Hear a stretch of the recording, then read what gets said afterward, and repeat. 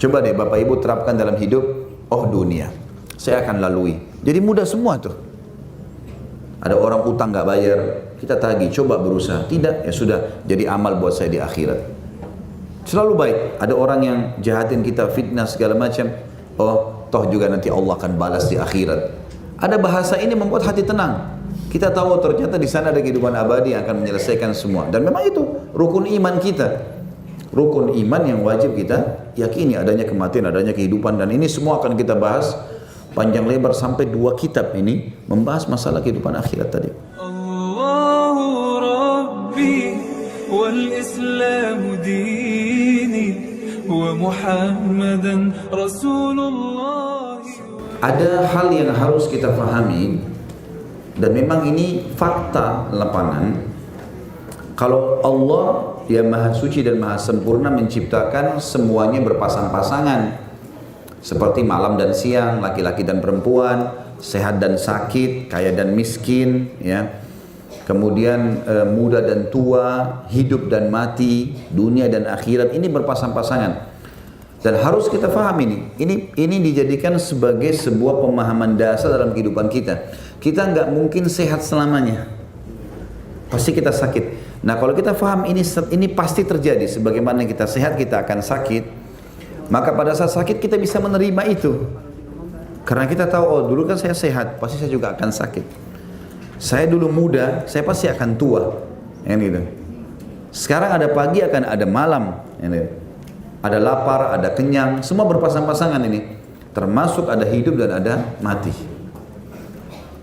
Sehebat apapun Bapak Ibu menjaga kesehatannya, olahraganya, suplemen vitaminnya, ya. Udara yang segar dan bersih, tetap kalau datang ajalnya mati. Tentu kita dianjurkan dalam Islam untuk ikhtiar. Kita harus hidup di lingkungan yang sehat, makan makanan yang halal dan sehat, gitu kan. Kita menggunakan tinggal di lingkungan yang sehat, itu dianjurkan dalam Islam. Tetapi itu tidak ada hubungannya dengan kematian. Karena kalau mati sudah datang, maka akan datang. Nggak ada hubungannya sama sekali. Ada orang subhanallah hidup di lingkungan kotor sekali, penuh dengan penyakitan, gitu kan. Ada cuplikan saya lihat di salah satu wilayah kita di Indonesia hidup di sekitar sampah, gitu kan. Setiap hari dengan sampah, hidup di situ, mandi dengan air kotor, hidup, gitu. Enggak, kalau sehatnya mungkin masih dibahas, karena pasti akan mendatangkan penyakit. Tapi dia tidak mati karena ajalnya belum datang. Tetap yang berhubungan dengan masalah kematian itu nanti kalau ajalnya datang, gitu kan. Dan ini fakta, jangan kita lalai seakan-akan kita akan hidup selamanya. Harus kita bisa nerima ini. Orang kalau bentrok dengan sunnatullah ini, dia susah hidup Bapak Ibu sekalian. Seperti misal gini, muda dan tua. Kalau ada orang susah menerima masa tuanya, dia akan bergaya muda terus. Nah, susah. Dia nggak mau terima kalau keriput. Loh memang sudah saatnya. Nggak bisa. Mau ditarik bagaimanapun tidak mungkin kembali seperti yang muda. Jadi harusnya difahami masalah itu. Artinya boleh kita mengadakan perawatan, tidak ada masalah. Tapi fakta harus kita terima. Dulu kita kuat, sekarang kita lemah. Itu wajar itu. Wajar. Dulu kita tegak, sekarang kita sudah mulai bungkuk. Itu wajar. Dulu rambutnya hitam semua, sekarang sudah ubanan. Nah, itu wajar. Sunnatullah ini. Itu kan? Sunnatullah. Orang yang bisa terima ini malah lebih tenang hidupnya.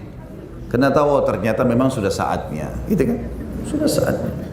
Itu sunnatullah. Dan kata para ulama, semua ini Allah ciptakan agar memberikan gambaran kepada seluruh manusia kalau mereka punya pencipta, Allah yang menentukan hidup mereka. Dan memang itu akan ditinggalkan semua di dunia dan kita akan menuju kepada kehidupan yang abadi di akhirat sana. Itu berhubungan dengan masalah definisi kematian kurang lebih. Ya. Dan mati ini kalau dalam Islam adalah pintu untuk menuju kepada kehidupan abadi. Ambil sebuah statement dari saya ini, mati adalah awal segalanya dan bukan akhir segalanya. Itu konsep dasar yang harus kita pahami.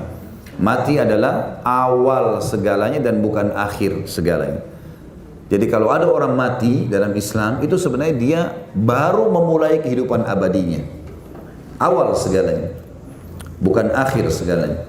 Kan banyak orang kalau ada kematian dia nangis-nangis, dia teriak-teriak. Sebenarnya yang meninggal itu sedang menuju kepada keabadian, kitanya yang belum.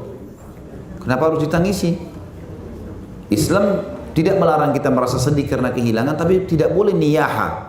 Tahu niyaha ya? Orang yang teriak-teriak, pukul-pukul badannya, tarik rambutnya, sampai bahasa-bahasa yang tidak benar, mendoakan keburukan, kenapa dia yang mati, kenapa bukan saya saja. Itu kan semua tidak boleh dalam Islam, namanya niyaha. Imam Az-Zahabi rahimahullah masukkan dalam kategori dosa besar, ya, nggak boleh. Dan ini kan kita bahas nanti larangan menginginkan mati, gitu kan. Ada bahasan sendiri yang akan kita bahas sebentar lagi masalah itu. Yang jelas mati adalah awal segalanya. Makanya para sahabat ridwanullahi alaihim, kalau mereka ada di antara mereka yang sakit dan mau meninggal, maka datanglah teman-temannya berkata, berita gembira, engkau akan menuju kepada kehidupan yang sebenarnya. Yang penting memang dalam keadaan beriman dan beramal soleh. Itu poinnya. Sampai ada seseorang di antara mereka dari kalangan tabi'in yang sakit, kemudian datang teman-temannya berkunjung. Lalu dia berkata, perjalanan masih panjang gitu kan. Saya belum punya persiapan amal. Kata teman-temannya, bukankah selama hidup kamu mengikuti sunnah? Kamu hidup di atas sunnah Nabi SAW? Kata dia, iya. Kata para teman-temannya, mati saja. Apa yang kamu takuti? Berarti kamu akan mendapatkan hasil dari perbuatanmu sekarang. Bagaimana sih kalau seorang pegawai, Bapak Ibu sekalian, kerja sepanjang bulan, capek kerja, keluar pagi-pagi, kerjain pekerjaan, terus mendekati masa penerimaan gajinya, gembira nggak? Itu poinnya orang kalau mati itu sebenarnya. Kita kalau dalam Islam, asal hidupnya terisi dengan amal saleh, maka puncaknya memang saatnya kita menerima hasil kita. Itulah kematian. Maka mati bukan sesuatu yang harus membuat kita ketakutan, kecuali memang dasarnya dia tidak beramal. Ada amalnya sepanjang hari, hidupnya cuma tahu gosipin orang, cuma tahu lihat yang haram, cuma tahu dengar yang haram, ya susah memang. Dia akan minta pertanggungjawaban gitu kan. Yang membuat dia rasa takut itu. Kalau orang-orang beriman tidak ada rasa takutnya. Bahkan Nabi SAW waktu mau meninggal dunia, beliau mendatangi kuburan Baqi di akhir hidupnya, waktu lagi sakit, sebelum sakit ya. Beliau sakit beberapa hari lalu meninggal alaihissalam. Beliau ditemani oleh salah satu pegawainya, maksudnya pelayannya beliau sallallahu alaihi wasallam, masuk Baqi, lalu beliau mengatakan, setelah mengucapkan doa-doa untuk mereka, beliau mengatakan, sungguh fitnah telah datang dan ketahuilah aku telah diberikan pilihan oleh Tuhanku untuk hidup di dunia sampai menjelang hari kiamat. Nabi SAW dapat pilihan, dan ini hanya untuk nabi-nabi saja. Sekali lagi, hanya untuk nabi-nabi. Kalau mereka mau meninggal, Bapak Ibu sekalian, mereka diberikan kesempatan untuk milih, mau dipanjangin lagi umurnya atau sudah mau saatnya direnggut nyawanya gitu. Seperti itulah. Kata Nabi SAW, aku diberikan pilihan untuk hidup sampai menjelang hari kiamat dan memimpin dunia, menjadi raja dunia, menguasai. Nabi Muhammad SAW. Dan aku nanti kalau mati masuk surga. Dan aku disuruh pilih yang kedua, mati sekarang dan aku masuk surga. Maka aku memilih untuk mati sekarang dan masuk surga. Bisa ditangkap poinnya? Nabi SAW dikasih pilih jadi raja, semua kekayaan dunia di tangan beliau, umurnya panjang sampai hari kiamat. Memimpin dunia dengan mati sekarang. Nabi pilih apa? Mati. Kenapa Nabi pilih mati? Karena beliau tahu sebenarnya ujungnya juga akan mati nih. Dan orang kalau lepas dari kehidupan dunia ini, Bapak Ibu sekalian, sebenarnya mendapatkan kebahagiaan loh. Karena lepas dari semua beban. Nggak ada lagi tanggung jawab. Seorang suami nggak lagi bertanggung jawab menafkahi istrinya, anaknya, dia sudah menuju ke akhiratnya. Amal yang sudah dikerjakan seorang istri juga berhenti dalam tugasnya. Anak juga begitu, orang tua juga begitu, dan seterusnya, gitu kan. Walaupun bisa menambahkan amal jariah untuk orang-orang yang sudah meninggal, tapi dia sudah lepas dari tanggung jawab. Kepenatan dunia sudah dilewati, menuju kepada kehidupan yang abadi. Kegembiraan seorang mukmin karena dia tahu dia punya kehidupan abadi di sana. Coba deh Bapak Ibu terapkan dalam hidup, oh dunia, saya akan lalui. Jadi mudah semua tuh. Ada orang utang nggak bayar, kita tagih, coba berusaha. Tidak, ya sudah, jadi amal buat saya di akhirat. Selalu baik. Ada orang yang jahatin kita, fitnah segala macam, oh toh juga nanti Allah akan balas di akhirat. Ada bahasa ini membuat hati tenang. Kita tahu ternyata di sana ada kehidupan abadi yang akan menyelesaikan semua. Dan memang itu rukun iman kita. Rukun iman yang wajib kita yakini, adanya kematian, adanya kehidupan, dan ini semua akan kita bahas panjang lebar sampai 2 kitab ini membahas masalah kehidupan akhirat tadi. Baik, kita masuk Bapak Ibu sekalian ke kurang lebih kita bahasakan pasal pertama dalam masalah mati ini, larangan menginginkan mati dan berdoa memintanya. Ya, ini dilarang ya. Sebab bencana yang menimpa harta maupun tubuh. Jadi tidak boleh orang misalnya karena sakit, ya Allah matikan aja saya. Atau mungkin karena bangkrut usaha, ya Allah matikan saja. Ini larangan. Tidak boleh. Mati akan datang. Tidak usah kita berharap mati. Muslim, Imam Muslim maksudnya, telah meriwayatkan dari Anas, sahabat Nabi yang mulia radhiyallahu anhu, dia berkata, bersabda Rasulullah sallallahu alaihi wasallam, la yatamannayanna ahadukumul mauta lidurrin nazala bihi fa in kana la budda mutamanniya falyakul Allahumma ahini ma kanatil hayatu khairan li wa tawaffani idza kanatil wafatu khairan li. Sekali-kali jangan ada seorang pun dari kalian atau dari kamu sekalian yang menginginkan mati sebab bencana yang menimpahnya, penyakitnya, bangkrut usaha, terjadi peperangan, tidak usah berharap mati. Lalui sampai batas waktu di mana Allah sudah tentukan. Kalaupun terpaksa dia menginginkan, misal dia sudah tidak bisa tahan lagi dengan masalah yang dihadapi, maka ucapkanlah ini. Ya Allah, hidupkanlah aku jika hidup itu lebih baik bagiku, dan matikanlah aku jika mati lebih baik bagiku. Maksudnya Allah, sering kali dibacakan doa ini ajaran Nabi SAW oleh para sahabat. Kalau seandainya setelah kejadian ini, ya, peperangan kah, penyakit kah, hidupku lebih baik dalam ketaatan, hidupkanlah aku ya Allah. Kalau lebih buruk, maka matikanlah aku. Artinya Allah yang memilihnya. Itulah, itu tidak ada masalah. Gitu kan. Ini juga termasuk hati-hati dengan doa-doa lisan yang sering diucapkan orang ya. Sedikit saja macet, mati. Ada apa? Mati deh. Ya. Apa hubungannya mati? Ada hubungannya dengan mati. Ya. Masakannya gosong, mati. Apa hubungannya masakan gosong dengan mati? Ya. Jadi kalimat mati tinggalin udah. Kecuali kita memberikan peringatan kepada orang. Juga dari Anas radhiyallahu anhu dia berkata, bersabda Rasulullah sallallahu alaihi wasallam, sekali-kali jangan ada seorang pun dari kamu sekalian yang menginginkan mati dan jangan berdoa memintanya sebelum ia datang kepadanya. Karena sesungguhnya jika seseorang dari kamu sekalian mati, berarti terputuslah amalnya. Padahal sungguh bertambahnya umur seorang mukmin hanyalah menambah kebaikan baginya. Jadi bisa saja seseorang mukmin kalau bertambah umurnya sehari berarti bertambah amal solehnya sehari kan? Itu lebih baik buat dia. Kalaupun cobaan membersihkan dosanya. Kita tahu bencana dan cobaan dalam Islam adalah pembersihan dosa, peninggian derajat. Nggak ada yang sia-sia bagi orang beriman. Maka jangan dia berharap kematian sampai memang datang saatnya.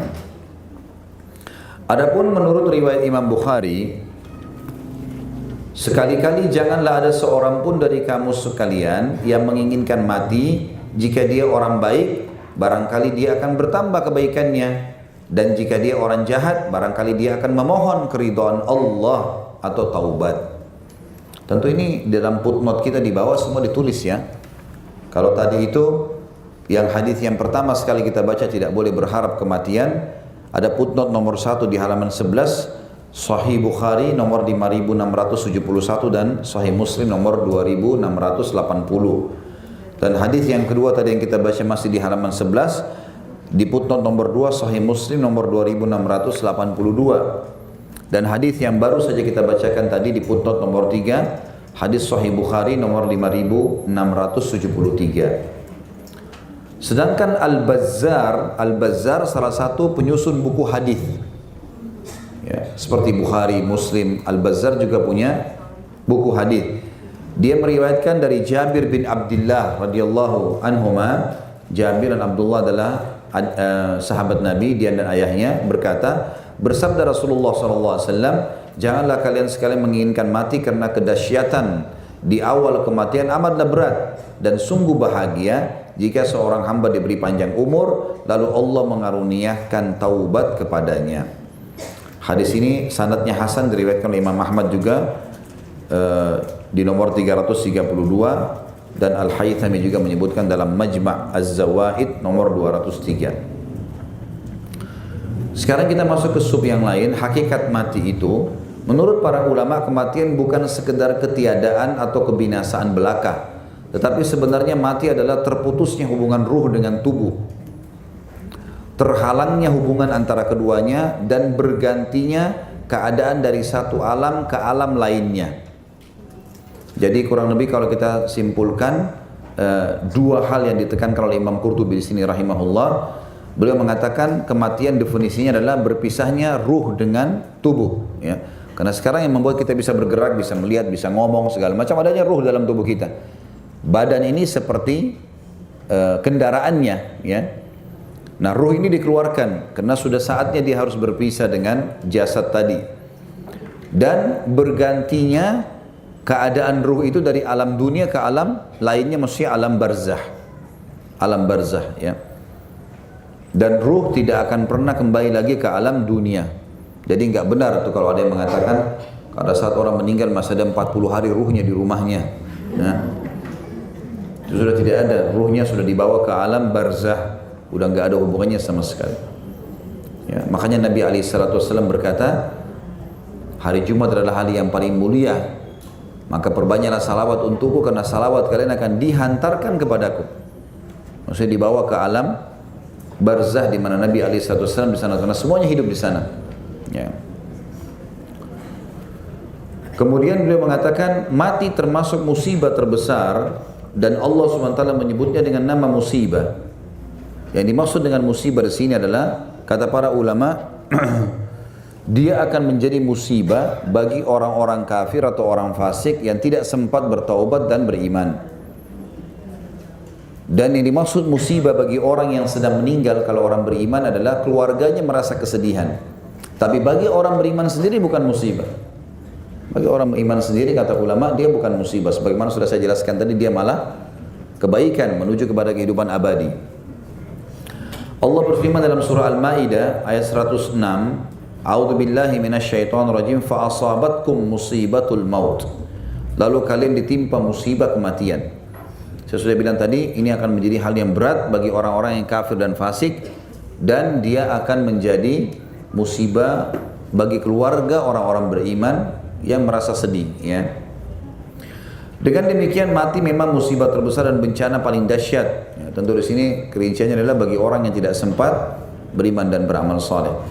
Sungguh pun demikian para ulama kita mengatakan bahwa ada musibah yang lebih besar daripada mati, yaitu lalai terhadap kemati, tidak peduli dan jarang memikirkannya, serta tidak beramal baik sebagai persiapan untuk menghadapi kedatangannya. Padahal mati itu sendiri merupakan pelajaran bagi orang yang mau mengerti, sekaligus pemikiran bagi orang yang mau berfikir. Dalam sebuah kabar itu informasi yang diriwayatkan dari Nabi SAW di dalam sebuah riwayat, tapi riwayat ini dilemahkan oleh para ulama hadis, ya. Andaikan binatang ternak mengerti atau pelajaran dari kematian sebagaimana yang kalian ketahui, niscaya tidak ada seekor binatang gemuk yang bisa kamu makan, ya. Tapi riwayat ini tentu dilemahkan oleh para ulama. Yang jelas di sini mati itu akan menjadi musibah bagi orang-orang yang memang tidak ada persiapan untuk itu. Ini mirip dengan sabda Nabi SAW, orang yang cerdas dari umatku, orang yang selalu punya persiapan untuk menghadapi kematian, dan orang yang bodoh adalah orang yang berangan-angan sampai akhirnya dia tidak berbuat amal sedikit pun. Gampang, saya masih muda, itu kan nanti aja, ya. Besok aja sholat malamnya, nanti aja puasanya, terus aja syaitan bisikin dan diiyakan. Ini orang yang bodoh sebenarnya, ya, karena syaitan memang tidak mau kita beramal saleh, ya, tidak mungkin syaitan membiarkan kita beramal saleh. Maka sekali luput amal saleh di hari itu, maka akan luput kebaikan yang banyak dari kita dan tidak bisa diperbaikin. Riwayat lain menyebutkan bahwa seorang badui berjalan mengendarai ontanya, tiba-tiba onta itu jatuh tersungkur lalu mati. Maka badui itu turun mengitari kendaraannya dan bertanya-tanya, kenapa kamu tidak mau berdiri? Kenapa tidak mau bangkit? Anggota tubuhmu masih lengkap dan seluruh alat indramu masih utuh. Tapi mengapa? Apa yang membuatmu begini? Apa yang menjadikanmu bisa berdiri? Dan apa yang membuatmu sekarang tersungkur? Dan apa yang telah mencegahmu untuk bergerak? Akhirnya unta yang sudah tidak bernyawa itu pun ditinggalkannya. Dia pulang sambil tetap terheran-heran memikirkan kejadian tadi. Artinya mati itu pasti akan datang dan tidak mungkin luput dari seseorang. Sampai orang Badui ini diberikan gambaran bagaimana dia naik unta yang segar, sehat, terus tiba-tiba tersungkur jatuh. Dan karena dia tidak memiliki ilmu, maka dia bertanya-tanya, kenapa? Dia berusaha mendorong tapi tidak akan bisa bergerak. Seperti itulah kurang lebih kasus kematian kalau datang kepada seseorang. Kata beliau benar, orang-orang pun menyenandungkan syair tentang seorang tokoh pemberani yang tiba-tiba mati. Sebelum kematiannya tiba, pertanda telah datang mengabarinya. Ia jatuh terkapar, terhengak pada tangan dan mulutnya. Dia engahkan baju besi dan tombaknya, lalu bentangkan jasad, terlentang dada tengada, bagai kayu besar terbelah dua. Ini tentu tradisi orang-orang Arab. Kalau ada satu kejadian yang besar, apa saja yang dianggap besar bagi mereka, mereka lantunkan dalam bentuk syair untuk menggambarkan itu. Mungkin kita di Indonesia tidak semua suku terbiasa dengan itu ya, tapi ini karena terjemahan. Intinya dia sedang menggambarkan tentang masalah seseorang yang tadinya perkasa, badannya kekar, jalan tiba-tiba tersungkur dan mati. Maka dijadikanlah sebagai sebuah syair untuk itu. Dia mengatakan, oh kasihan penunggang kuda kesatria, ada apa denganmu? Kekuatan telah sirna dan tak bicara. Ini dua tangannya, ini semua ragahnya, tidak satupun terluka, tidak tercerai juga. Oh betapa sedih, tiada ada kata, tidak ada jawaban dari orang itu.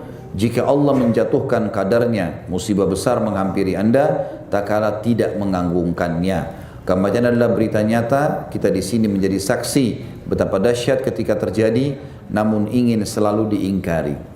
Artinya banyak orang subhanallah, dia tahu mati. Ada kerabatnya yang sudah mati sebelum dia. Ada ayahnya, ada ibunya, ada kakeknya, ada neneknya, ada tetangganya, ada orang pasangan hidupnya. Ada anaknya, dia tahu udah mati depan matanya dan dia tahu ini terjadi pada orang yang sebelumnya sehat. Berarti akan terjadi juga pada dia. Kenapa dia selalu lupa? Seakan-akan dia tidak akan pernah terjadi, tidak akan terjadi padanya. Itu kekonyolan sebenarnya. Sehingga terus lalai dalam kelalaian dan tidak mau taubat, tidak mau kembali ke jalan Allah Subhanahu wa taala. At-Tirmidzi ini salah satu ulama hadis dari pemilik buku 6 buku yang masyhur ya, ada Bukhari, Muslim, Abu Dawud, Tirmidzi salah satunya, Nasai dan Ibnu Majah.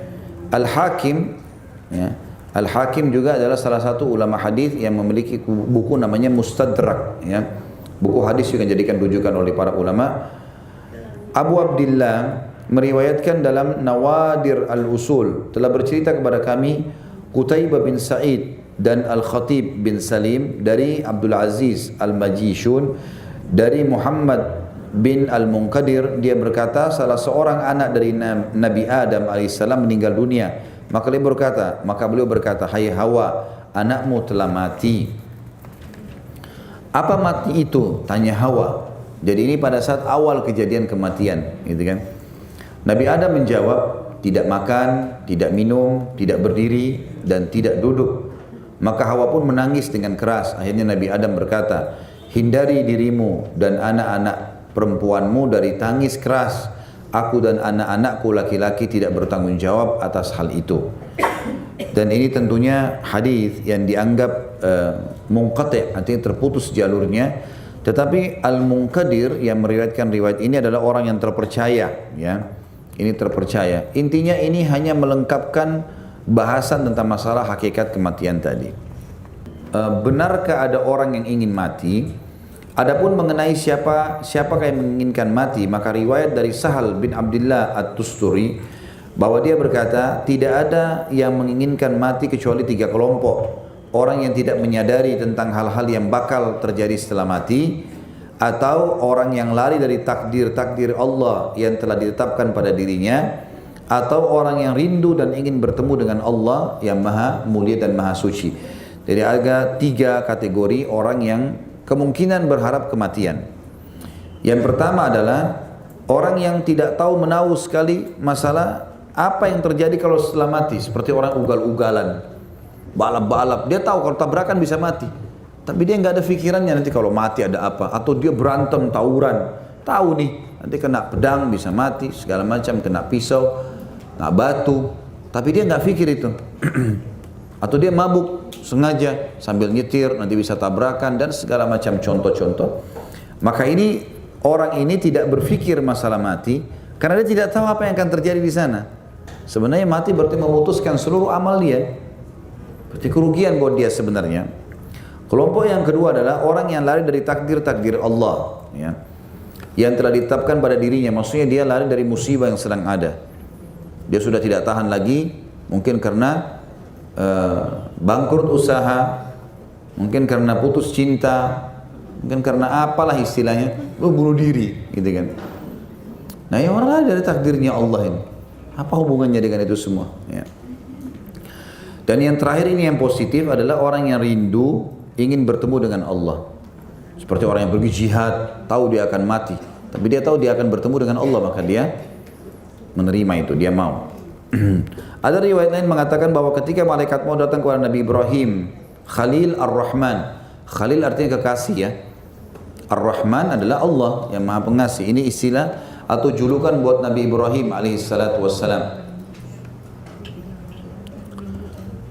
Untuk mencabut nyawanya, beliau berkata, "Hai malaikat maut, pernahkah kamu melihat seorang kekasih mencabut nyawa kekasihnya?"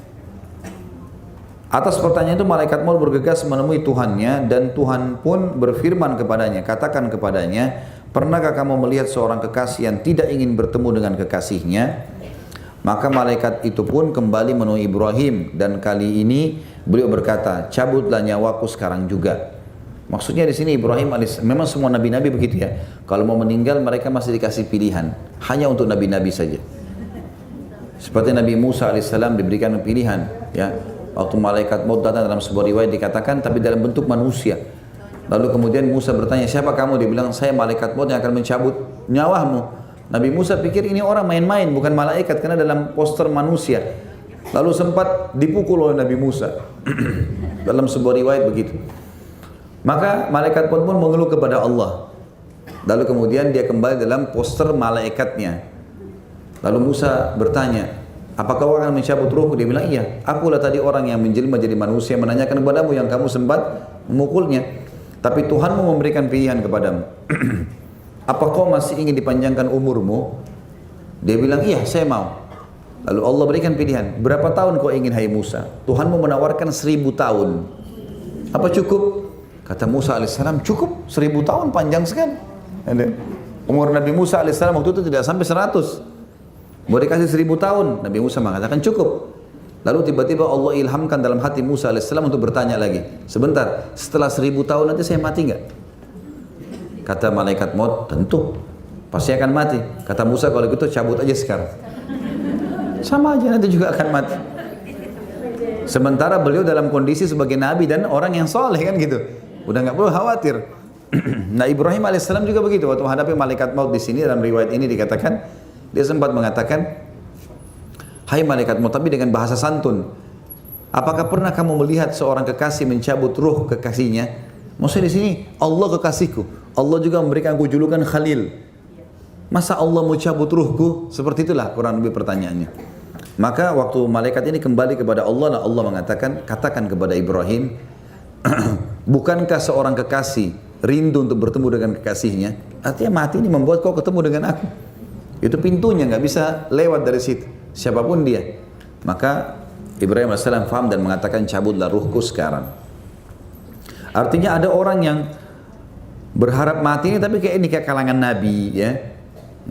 Karena dia dikasih pilihan untuk bertemu dengan Allah Subhanahu wa taala. Dan juga dalam riwayat yang lain, Abu Darda radhiyallahu anhu, sahabat Nabi, berkata, "Tidak seorang pun yang beriman kecuali dia meyakini bahwa mati adalah lebih baik baginya. Barang siapa tidak percaya kepada ucapanku, maka sungguhnya Allah Subhanahu wa taala telah berfirman dalam surah Al-Imran ayat 198, dan apa yang ada di sisi Allah lebih baik bagi orang-orang yang berbakti."